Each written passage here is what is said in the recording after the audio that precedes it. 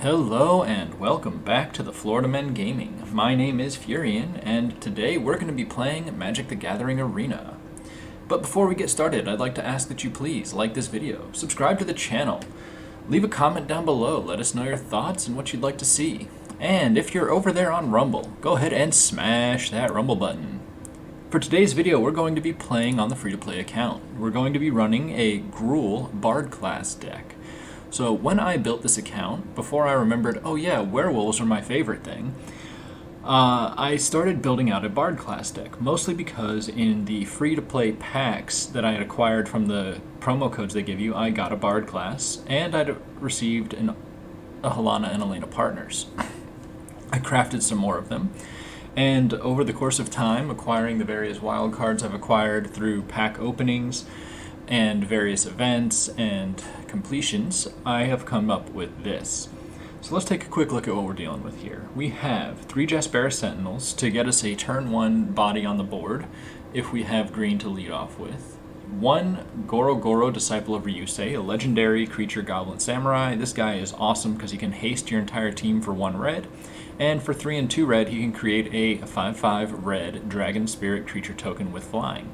That works if you have modified creatures, which, with all of the legendaries coming down through the Bard class, you will have modified creatures. 1 copy of Magda the Brazen Outlaw. She came in one of the pre-con decks. She is a legendary creature dwarf berserker. Other dwarves get +1/+0, which is not going to be relevant here, but when she attacks, she creates a treasure token, and you can sacrifice up to 5 treasures to search your library for an artifact or dragon card and put that onto the battlefield. Don't really have any dragons in this deck, but where the artifact comes in is with 2 copies of the Mirror Box. This is a recent craft for us. The legend rule doesn't apply to permanents you control, which means you can put down 2 of any of your legendary, 2 or more I should say, of any of your legendary creatures as if they were a regular creature. And each legendary creature you control gets +1/+1. They get +1/+1 as well for each other creature you control with the same name. So that works out very nicely. So if you have a Helana and Elena in a Mirror Box, the Helana and Elena by itself becomes a 3/4 instead of a 2/3. If you drop another Helana and Elena onto the board, they both become 4/5s, and that's before they start modifying each other with their counter ability. Other cards we're running: 2 copies of Roaring Earth to help with the modified, 4 copies of the Bard class. This is the sweet sauce. This is the magic behind the deck. A red and a green, legendary creatures you control enter the battlefield with an additional +1/+1 counter on them. At level 2, for a red and a green, legendary spells you cast red and a green less to cast. This effect reduces only the amount of colored mana you play. So that affects creatures like Targnar, the Demon Fang Null. He comes in for free. Helana and Elena comes in for 2 colorless. Arlen comes in for 2 colorless. Toski only costs 3. Tovolar costs 1. Kodama costs 2. Arnie costs 2. So there's a lot of great synergy here with these creatures. Some of these creatures are running multiple green pips, but we'll take any reduction we can get. And it all works out very nicely. Other cards we're running for a little bit of spice. Kodama of the West Tree. This is a 2 and a green legendary creature spirit. It is a mythic. This is another card I crafted because I just really like how it works in multiple decks, this one included. Modified creatures you control have trample. That's big here, especially because a lot of our creatures, if we have a Helana and Elena on the board, are going to be huge. We don't want them getting stopped by little chump blockers. Whenever a modified creature you control deals combat damage to a player, search your library for a basic land card and put it onto the battlefield tapped and then shuffle. So that'll help us thin out the land cards in our library and get straight to the point with our creatures. Other interesting cards: Toski the Bearer of Secrets. This was a pre-con acquisition. This card is indestructible, cannot be countered, and attacks each combat of Fable. So as you start modifying it, if you get a Kodama down, it will attack each turn. It draws a card every time it makes contact to a player, so getting that trample on it is very nice. And it can't be killed except by exile or negative counters greater than what it has. 2 copies of Ashaya, Soul of the Wild, because why not? 2 copies of Vorinclex, the Monstrous Raider, because he is terrifying and a beast. And for some more counter synergy, 2 copies of the Averbrook Caretaker. With that, very excited to get into the gameplay for this one, and we will see you at the other side. Alright, we have an opponent. Mo. And a relatively keepable hand. We're going to go ahead and hold that on the play, run Jaspera Sentinel into Goro Goro, and hopefully tap them into Tovolar. I mean, the big hope is that we find a Bard class well before any of that, but we shall see. Opponent is making decisions. They mulliganed once. This is a dangerous keep just because of the lack of mana here, but we're hoping to draw into either that mana or the Bard class and start cheating our life total. Targnar's not bad. Go ahead and drop him instead of the Goro Goro.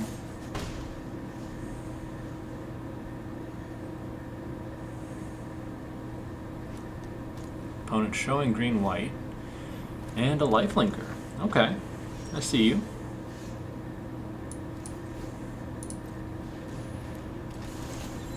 Do you want to dance?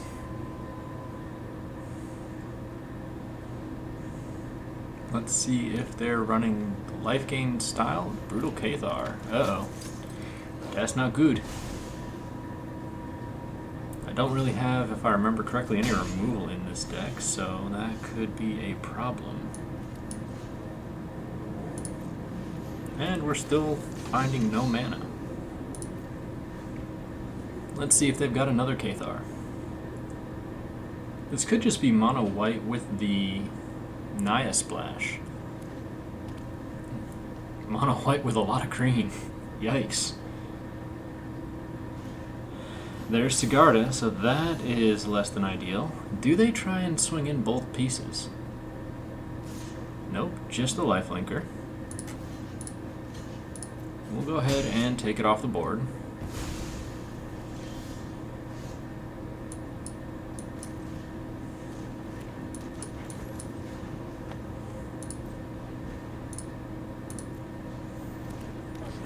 Doesn't make much sense putting them in front of the Sigarda, as she does have trample.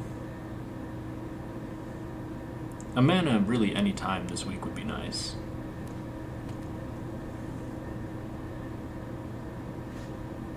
Another intrepid adversary. Here comes the pump. Here comes the pump. Do do do do. Do they attack all the way through? Oh, they do. We're gonna go ahead and get back our friend, unless they've got a Snakeskin Veil, in which case this is a blowout. Alright, Tovolar back on the board.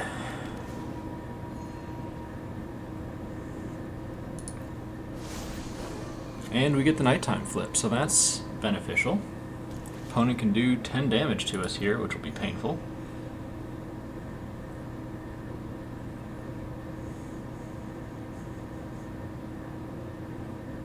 Turning out that this was not a smart keep. Oh, and the Adeline. That is a disaster for us.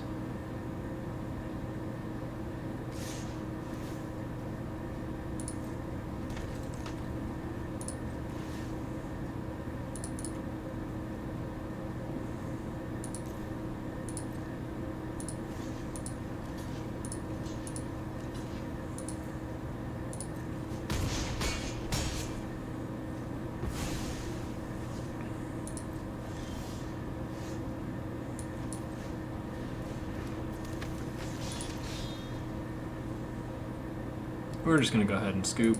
No use wasting any more time. Alright, Ragnarok 007, End of the World, James Bond.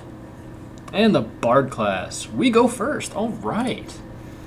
So we get to turn 1 Jaspera, and then turn 2 and 3 key up for turn 4.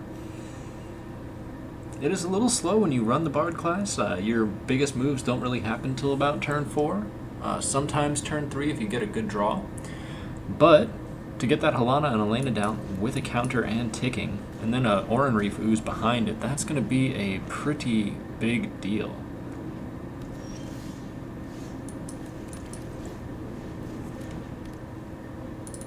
We'll go ahead and take the swing. Let's see if we're facing off against the humans again, or if it's life gain. Oh, enchantments. Enchanting, am I right?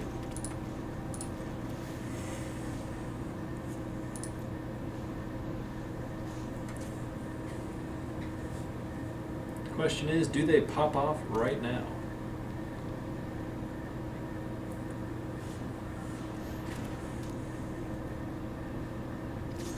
Also, if anyone was wondering, getting capsaicin in your eye is not a fun way to do really anything.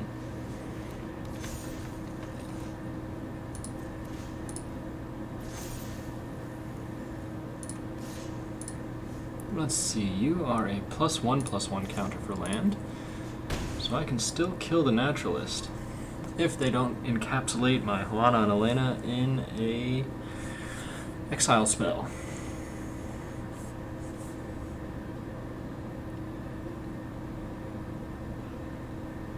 Next turn, Oran Reef will come down. If the Helana and Elena is still on the board, I will put the counter from the Oran Reef on the Helana and Elena, and then proceed to boost the Oran Reef up.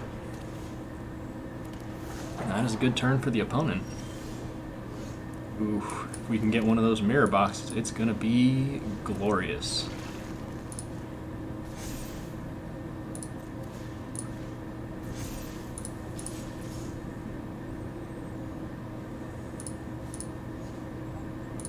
We'll go ahead and hold back. Could be dangerous. They could have any number of exile spells or enchantments, but we're going to take the chance. There's something. That's not fun. Do they pump the field?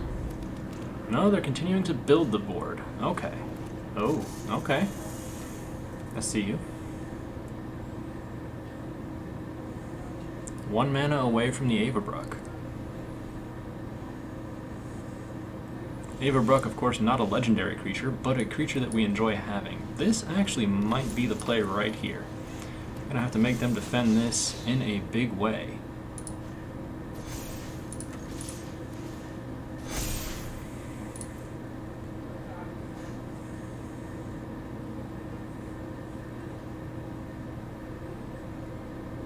They don't have any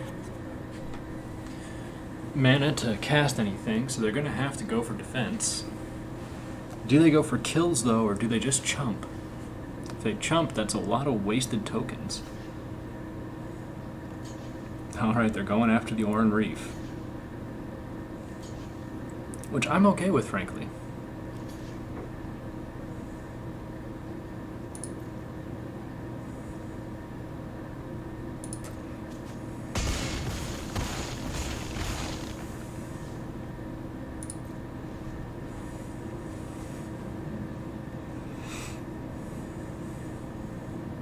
Yep, that's a scary creature.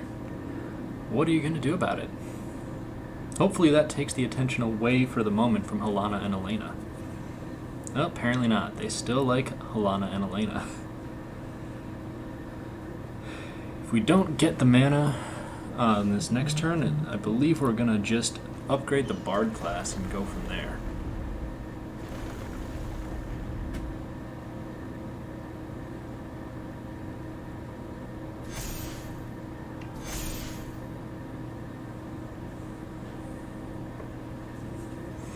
Alright, that's a big board. And they march. Okay.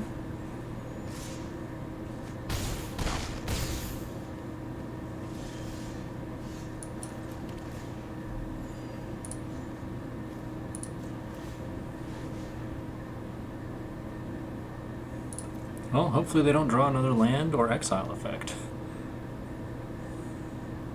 Then again, though, the land might not be so bad, as we can still take out something big. Yikes. Well, that is less than ideal. And that will bring out a land through environmental sciences if they have it in their sideboard. Reduced to memory. Okay.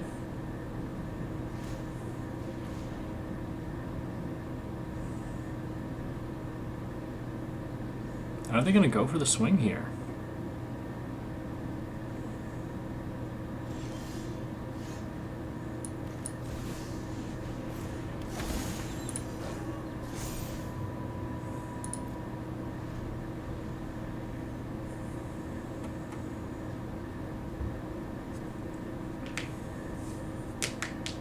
Averbruck now gives us a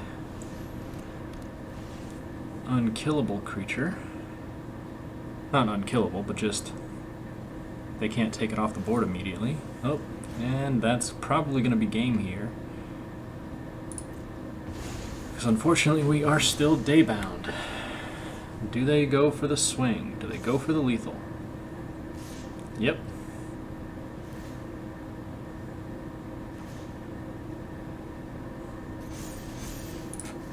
And unfortunately, we are going to have to lose it all. One legendary card, which we're not going to get, could have turned that all around. We're going to go ahead and concede.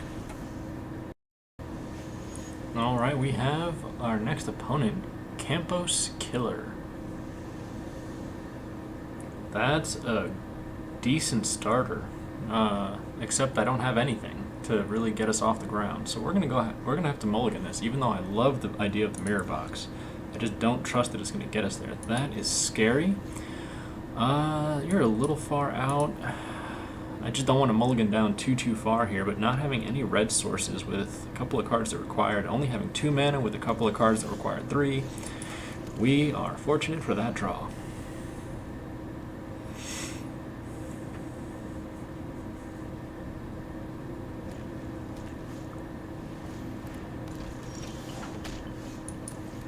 And it looks like we are once again squaring off against enchantments.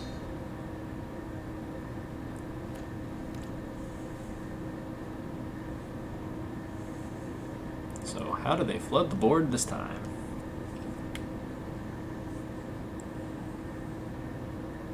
Well, it looks like they're maybe looking for a rune. Nope, the Hallowed Haunting.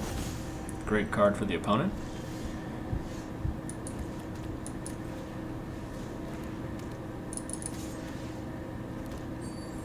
Let's see if they go for the trade.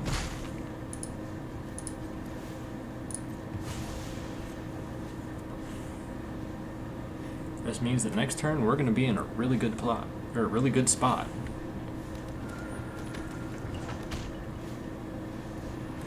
Well, the opponent played that out of order. Ooh, it gets better and better, folks.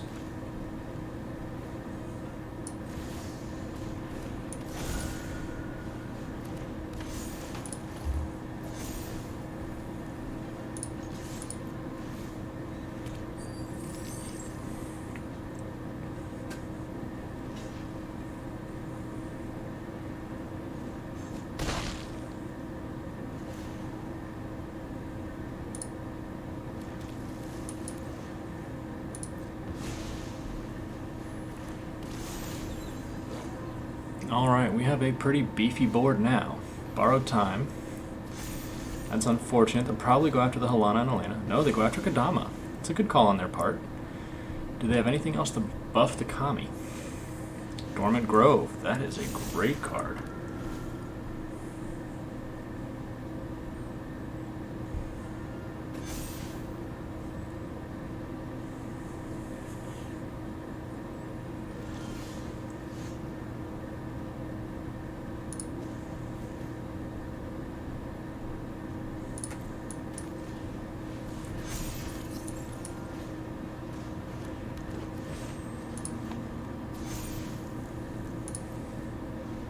Actually, that was a misplay on my part. I should have buffed the Sentinel, as they are about to be flying, if I'm not mistaken. They've got a metric ton of enchantments on the board, and I think it's 2 more enchantments, and we're in deep trouble. There's their own Kodama, so that's a spirit.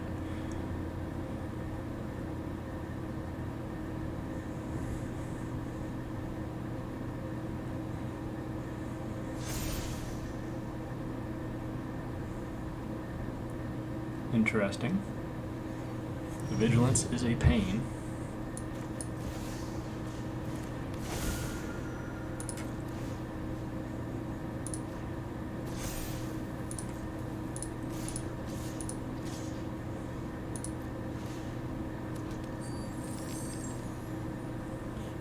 Let's see if we can force some trades.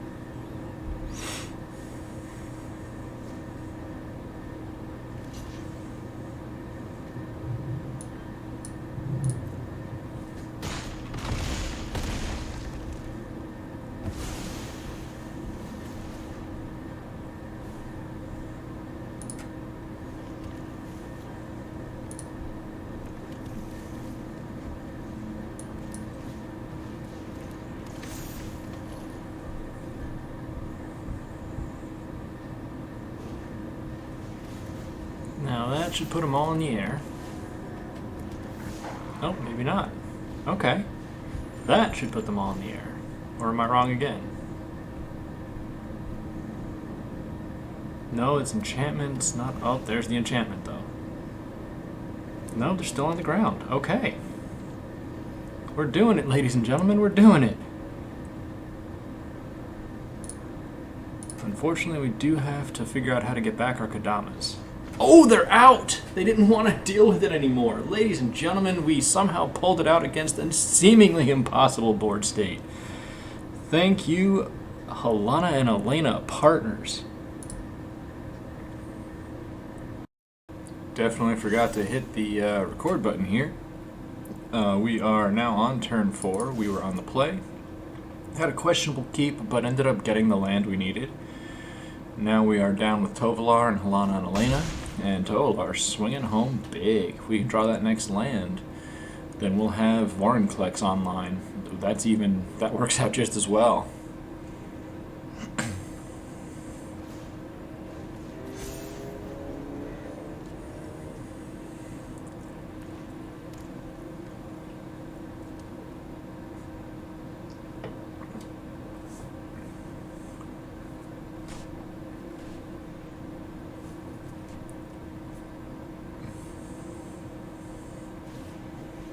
Alright, there goes Helena and Elena.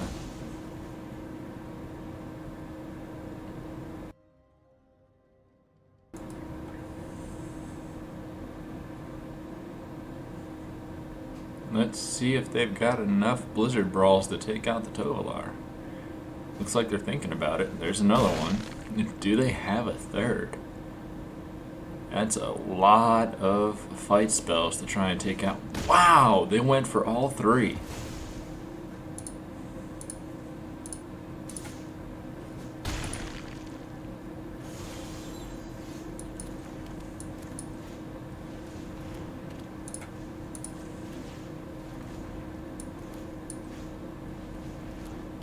Well, that's good news for us. Having those off the board is a big deal. Vorinclex is going to come down next turn as an 8/8. That's going to be a little big for anything to handle.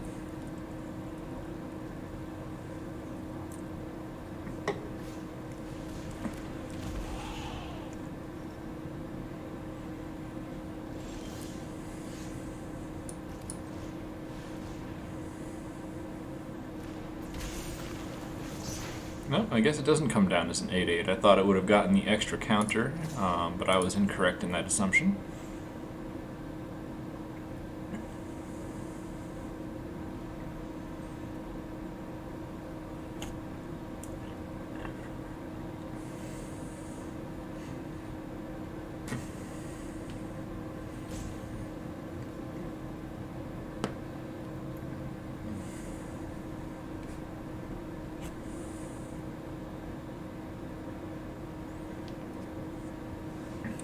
Just waiting on the opponent to assign blockers. They are, in fact, taking their time. I'm wondering at this point if they're going to try and... Nope, they're just letting it through. Okay. I thought they might try and pump one of them, but I've been wrong before. Somehow he didn't get the... Oh, it doesn't get the counter because of Vorinclex. Haha, sucker. Ooh, that's not good.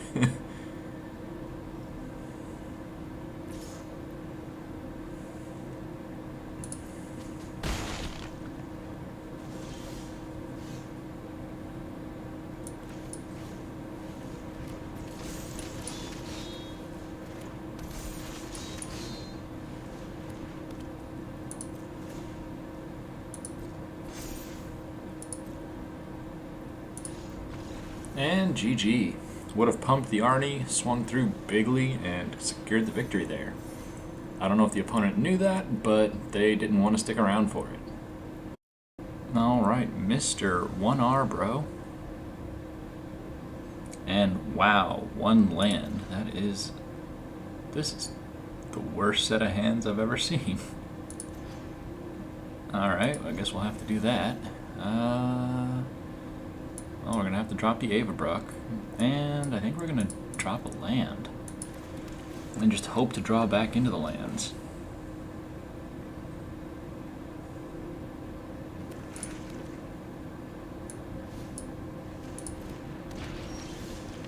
There's another land, so that is a good start.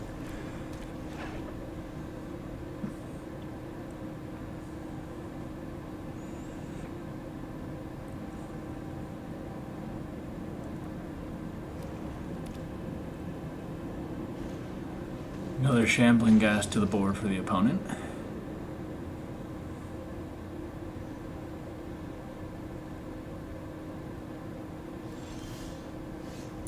And we are now right on curve with our land draws. That is perfect. We'll be able to get Helana and Elena down on time.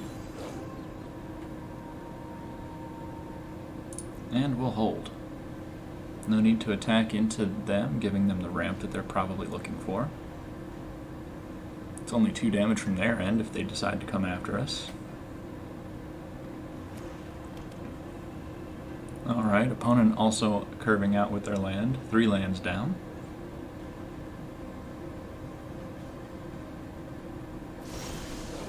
Oh, that's good for us.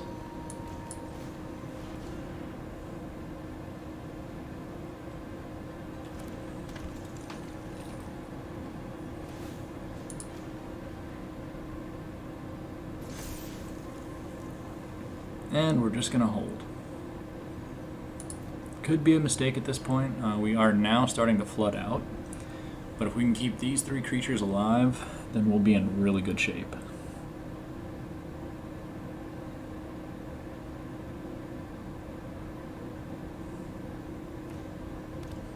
Treasure vault.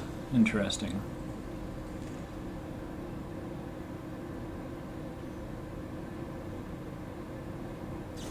There's the Hydra Mauling. Took all of their land to do it.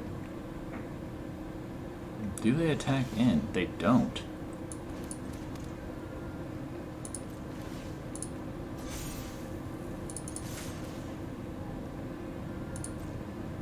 Let's see how they block. 1 and 1.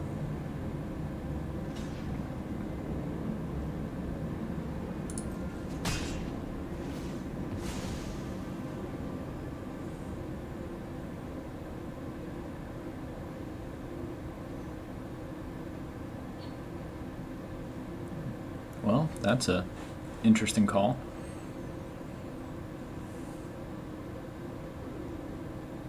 Yeah, you can do that. It's just not going to kill me. Don't think they realized that when they did that, but hey, we'll let them have their fun. Unless they've got a instant speed spell, but it doesn't appear to be the case.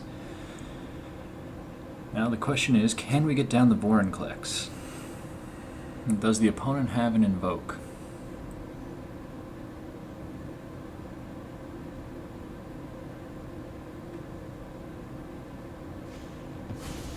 Westgate Regent. Okay, that's a card.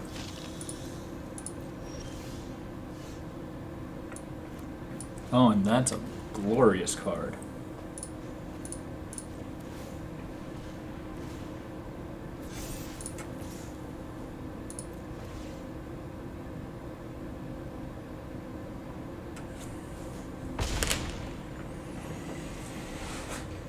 Alright, opponent can choose to swing here, but we're 1 turn away from becoming nasty.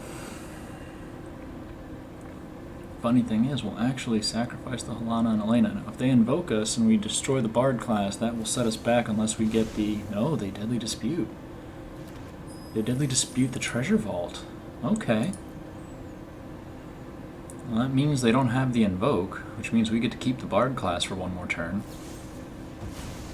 Oh, they are digging desperately.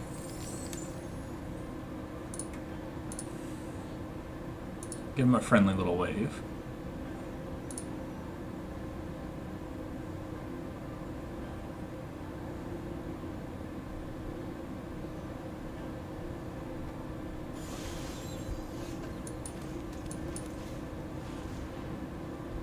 And that will most likely be a scoop as soon as they process what they're reading. Come down as a 7/7, get immediately pumped up beyond their abilities. Bing, bang, boom. Bye-bye, we're the adversary.